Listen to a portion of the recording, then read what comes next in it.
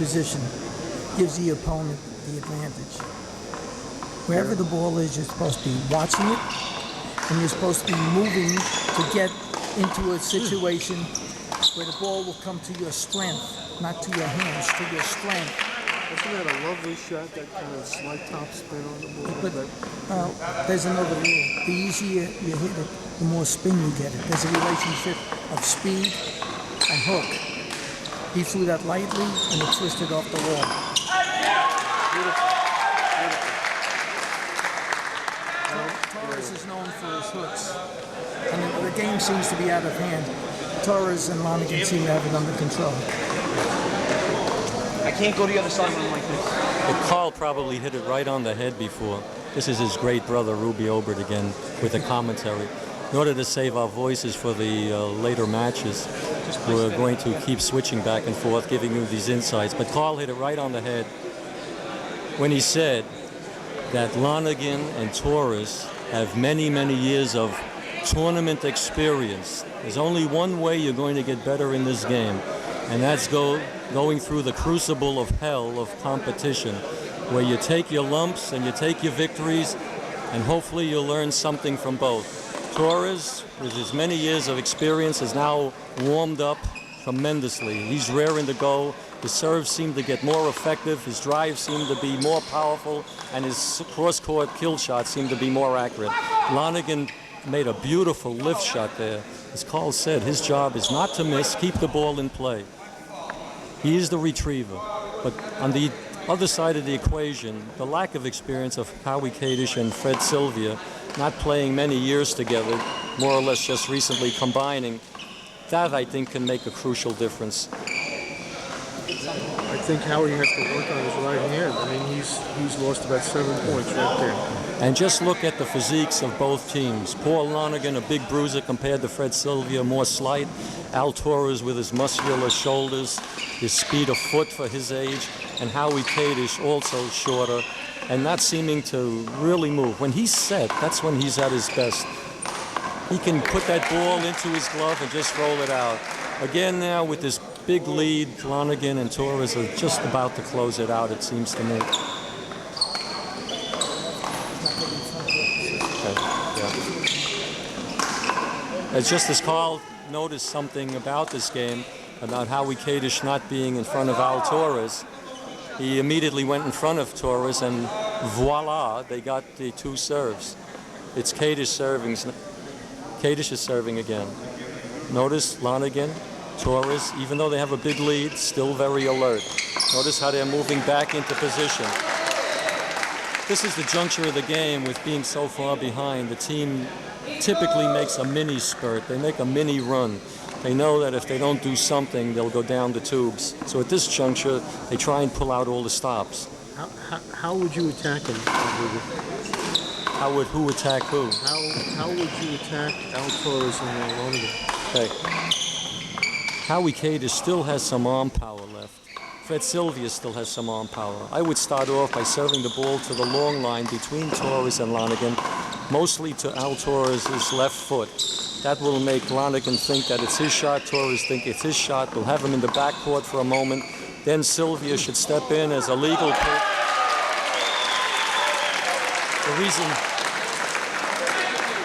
The reason everybody's yelling and screaming was a wonderful volley. Everybody was in close, both retrieving low shots, and then finally one team thought that there was a block ball. But every person on that team gave his total effort because the front team knows that they must do something to get back into this game. So they're going to do everything in their power to give a signal to their opponents that they're not finished yet. Torres and Lonergan, however, are not the type to let up even after a long lead like this. They just keep playing as hard as they can. Keep your eye on Torres, though. You know, he's the 47, 48-year-old guy here. As he's walking back, his shoulders are glistening, the perspiration is starting to really run its torrent, and that may be an indication of fatigue setting in. We're in a closed facility. There isn't air conditioning here, so there isn't much pure oxygen. So as the older man continues with the game, even though they're ahead, if you don't get oxygen, sometimes you tend to slow down. Lonergan will continue to pursue every ball. Torres will continue to be alert.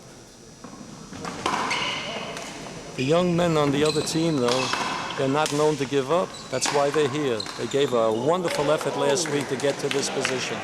Torres has just missed an easy shot with his opposite hand.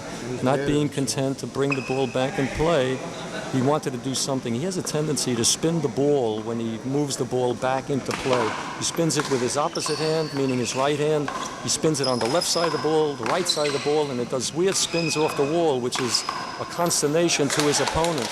But after a while, when he gets tired, when you think about spinning the ball instead of accurately trapping it in your glove, the fatigue factor sets in and those shots go astray. So he's got to be very careful here that he doesn't keep spinning. It worked wonderfully well at the beginning of the game to score all those points, giving them the lead. But near the end of the game, when you tire and you're in that mode, it tends to be counterproductive. Torres is now completely warmed up. He feels confident. That's when his serves really start to break. He has two-way hop serve, meaning it goes to the left, it goes to the right, and he keeps his opponents guessing. Sometimes he hits the ball short, sometimes he hits it to the long line. The wonderful way in which he approaches the ball to serve it, it doesn't give a signal as to where it's going, unless you're a real expert like Carl Obert about how balls are hooked. Carl is the epitome of knowing how to spin that ball on the serve. He not only takes the position of the opponents, he takes where he drops the ball, how his hand approaches it, and where he hits it on the wall, determining where it will bounce in the playing zone. It probably gives you about 3 steps and a chance to be in position. Keep in mind, if you have the serve, you're in ultimate control of that ball. Only you know where you're going to serve it. Your opponents haven't the foggiest notion. If you're a top flight server, they should not have the foggiest notion of where it's going. Torres' great skill, not only having great serves, but he knows where to place them at the appropriate time. Lonergan is doing an outstanding job, continuing to keep the ball in play, keeping the pressure on the other team. Now the other two guys have the serve. Carl will step in there and see what's developing. Torres and Paul seem to have complete control of this game. They're not pressing to make shots. They're letting the opponent miss. Even though that was a killer, the man was off balance, and that's really his problem. His footing is not very good. And once he's in a position, he usually doesn't go back to cover his side. The back team has such a big lead that even those 2 points doesn't mean that much in the scoring. The score is 13-19. That was a slight reverse to the left. That was a hook to the left, but it was short.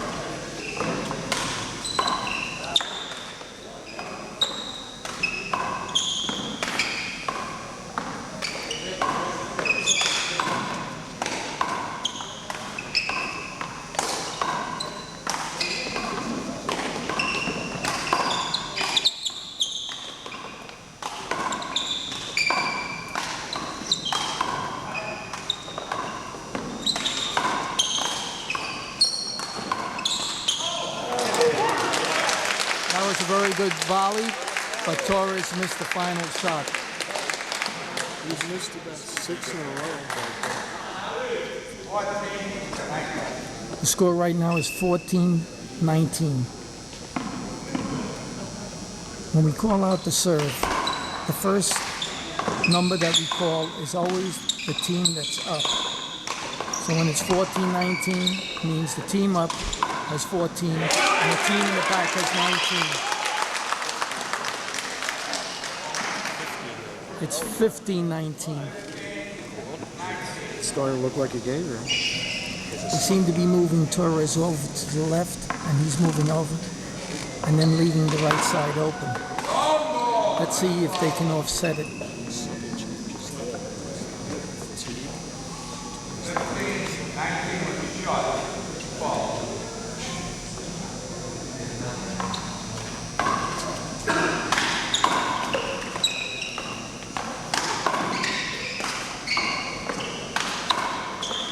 Again, Torres is taking front court position, forcing the other team to hit from behind. They are moving the ball around a little bit. They were hitting toward Torres. Again, they're moving the ball, but the idea is to move the ball to get a weak position and then move in and take control of the center court, of the front court by the short line. And they're not doing it. They're hitting it and watching what happens. Torres and Paul always are moving towards the short line to take control. Is this a mental lapse or a break in concentration? No, I think they usually players think more about hitting the ball and making it work and do something with it instead of the purpose of why they're hitting the ball. The purpose of any shot is to get a weak return and also to get front court position. The position gives you an opportunity to make better shots with the least amount of effort. And being young, they think strength, great shots, good opposite hands are the most important. When really taking control of the game, putting your game plan into effect. That means controlling the front, using the least amount of energy, and making them make errors. Lonergan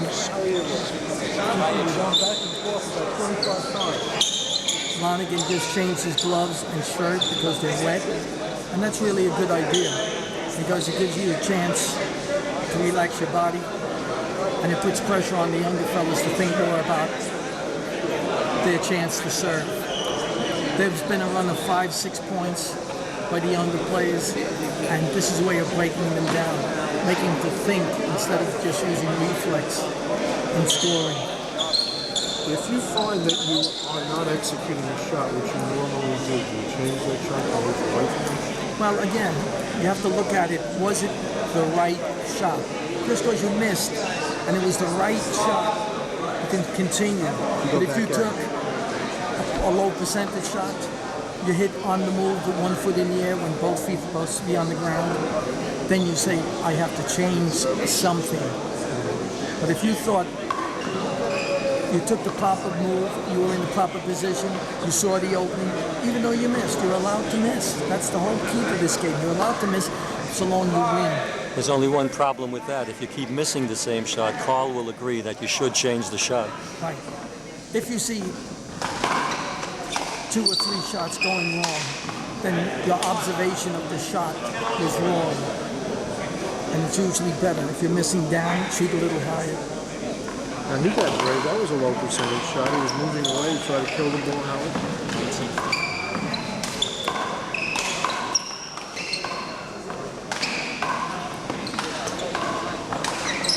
Again, Torres and Lonergan are just pushing the ball back, and that was a sloppy move. The man didn't have his feet in position, and he just hacked at it. Right now, steady will win.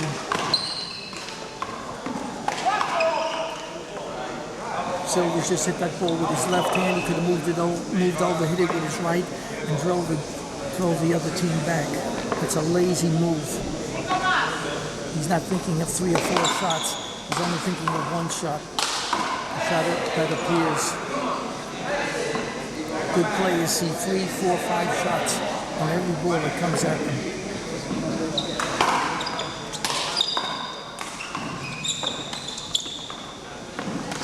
That was a great retrieve.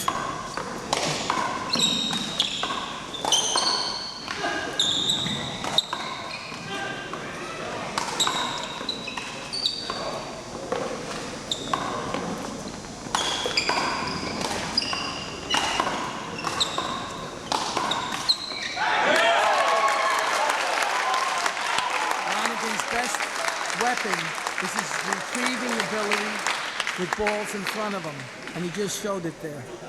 Once he's on the inside, the other team has to move the ball away from him or over his head. They fell right into the trap. The score is 21-15 in favor of Torres and Paul. Again, Torres forced the lefty to the backcourt, went in on the wall, dropped the ball in front of him, and made an easy shot out of it. This is what's happening to that young team. They're both running after the same ball, or they're not getting front court position. Here's another. Again, when a partner hits the ball, you're supposed to run in. He watched his partner hit the ball and then was trapped in back court. Torres taking advantage of it, went off the wall, dropped it in front of him, and it was too late for him to get to the ball. Nice hook, huh? Again, that was the right way of playing the hook. You're not supposed to try and go offensive on the hook. You're supposed to try and return it high and easy so you can get the front court position. There was a volley by the lefty, and he's still standing in back court. Instead of moving in and taking advantage of that high volley, Torres just took advantage of him in the point before that. He drove him back. See the way Torres moved in? Forcing him into an error. If you stay back, man just throws the ball back, no pressure on him, and it takes away the good volley shot. This is point game right now. Look at this, he moves all the way over to pick that. Another sloppy shot and the game is over. So you see, the whole part of the game was not great shot making, but great retrieving and keeping the ball on the court and working the opponent, keeping front court position. I think we've made it clear that these are the most important facts in winning a game. Curious, it's curious the ebb and the flow of the game. There was a long run of 17-7, and then it went up to 15-19, and then it took over, and it's the same players. Well, again, you still have to remember percentage plays an important part of this game. If you have 17 points and they have 5, you'll say let them waste their energy, and they'll wear themselves down, and we're still going to take it. You ever try to make 5 points in a row, 6 points in a row, 7 points in a row? The pressure gets on you more and more, and that's exactly what happened. They made a lot of points, but percentage says they have to lose the game. You can't give that many points away and expect to take control of the game. Yeah, I'm going to ask Carl a few questions now. In the early 70s, Carl and I were in the National One-Wall Doubles Championship. We were playing Joel Wysotsky and Lou Russo. They had beaten us the first game, were well ahead in the second game, and then some sort of transformation took place. I want Carl, in his own words, to tell us what that transformation was. Well, Wysotsky and Russo had 2 serves, and what Rube did was he took a timeout to slow down the pace. You get 30 seconds. As soon as the 30 seconds was over, Rube took another 30 seconds. You're allowed 3 in a game. It was time to play again. He took another 30 seconds. And that was enough to cool them off. And they went and took the game on.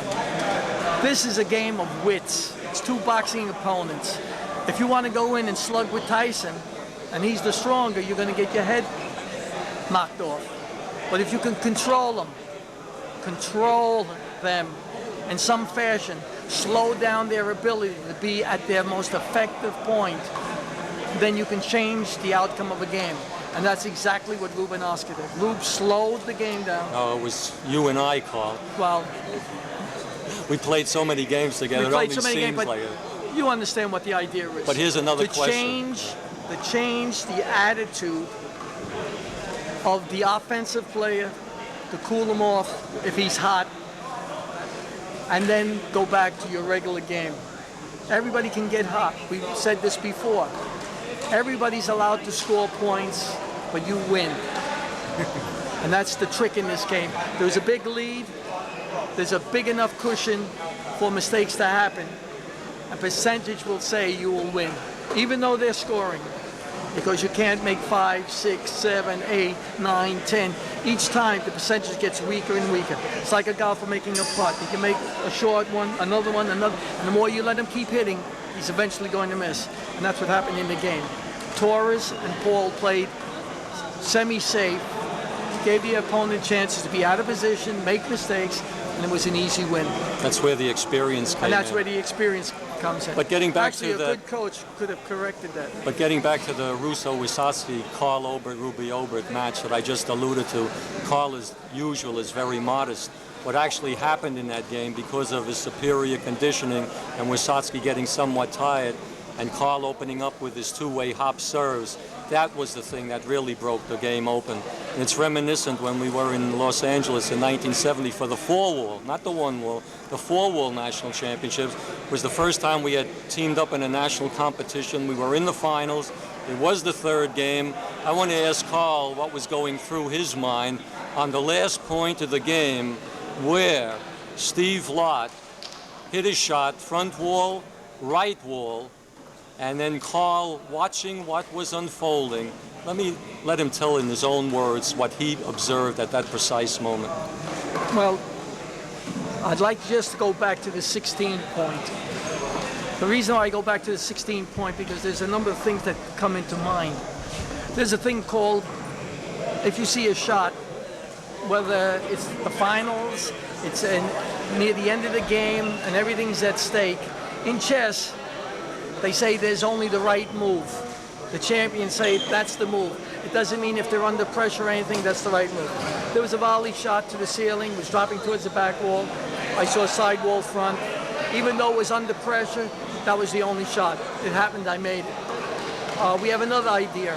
On the 17 point, the fella had a setup shooting the left corner. I dove to the left corner. He passed because he saw me diving for the left corner. The ball went around, and Rube wasn't what we call the quickest, but he always tried. He ran after it with one finger. He reached the ball, hit the sidewall, hit the man for a hinder. You never know what extra effort means, an extra try. The shot Rube was talking about was the man was lowering away to shoot in front, shoot in Rube's corner. And I just happened to catch him ready to go. I got that much, maybe about a foot away from the wall. And I know he's going for it because I had studied them, and I just threw both hands under and picked up the shot. But the key play in that game, I went over to Rube on the 19 point. I said, I'm feeding the man a setup. And Rube didn't flinch because he knew I thought about it. It's what we call the nitty-gritty time. Oscar, if you hit him with a baseball bat, in both legs, he'd still shoot. We felt this one opponent loved to play safe, hit ceiling shots, drive you to the back wall. Let's force him to shoot. And he blew the shot. So that's what we're talking about, a thinking man's game. We feel it wasn't just physical. We think handball is 20% physical, 80% mental. And you have to analyze, think of how to win. And the determination to win. Carl, what was your greatest handball thrill in the many years that you played the game? Singles, doubles, one wall, three wall, four wall. What was your greatest thrill in this sport? Well, I really the game that I enjoyed the most I wasn't playing. It was in Cleveland. Oscar and Rube played in Cleveland. There were 300 big, husky guys in the gallery and me, and they told me, get out of here, because they wanted their opponents to win. There was a fella in 1958, his name was Anatico, an unknown. He was playing doubles with his partner, and everything he touched, he rolled out. Oscar and Rube lost the first game 21-7. The second game, they were losing 17-1. I was down in a little slit in the door, screaming, we got him now, because we have an idea. The game is never over. A week after the tournament, then we'll tell you about the scores, and we always try. And Rube put a couple of shots together, Oscar put a couple of shots together, and it was all over. And I thought that was the greatest thrill. We went home, we were so happy. I mean, that was... Yeah, but at the point where we had won the second game in the comeback and were leading in the third game, the entire gallery shouted almost in one voice to my brother Carl, tell that guy to shut up down there. There were 300 of them. There was one Carl Obert. He was rooting his team on, and that's what you have to remember. You don't criticize your partner, you only cheer him on. If he misses, you say, forget about it, let's keep moving on. A little higher. Because as Carl said, you never know what's going to happen. Now off to the side, I see a great champion of about 30 years, my good friend Charlie Sheldon, A few moments ago, he was on court number 1 playing in his doubles match, and on the other court simultaneously, you saw his son David Sheldon. I was referring before in the tape that they have similar styles about being great retrievers, with one difference: when David sees a shot, sometimes he goes for it. I want Charlie's perspective about all his great years in handball, what this match means today, and how the fellas are living up to the standards of what we allegedly had in the 60s and the 50s and the 40s and the 30s. Charlie? Well, you know, you have some great players today. You know, Al Torres, Paul Lonergan, Joe Durso is one of the all-time greats. As for this match now, I certainly didn't expect David and the junior champ to beat Buddy Gantt and Paul Williams. But I understand they played very well, and David does go for kill shots sometimes, and apparently he was doing pretty well today. So I think they have a chance. I think they have a good chance against Albert and Golden, who are you know, two of the best players today. Hope you do. I don't think the players are as good today as Ruby, Carl, and Oscar, but you know, we still have very good players, and I think you know, this will be an outstanding match right now. Now, Charlie was just on the court with his partner Jose Medina, and Jose, even though he gives 100% of effort, and Charlie gives 100% of retrieving, I'd like to ask Charlie, did you have any pre-game strategy about how to perhaps neutralize the alleged skills of your opponents, Eddie Golden and Al Apuzzi? I tell you, we didn't, maybe we should have, but we didn't have any pre-game strategy. No. But how did you feel as a singles man on a doubles court? What were your thoughts? How did you intend to communicate with your partner?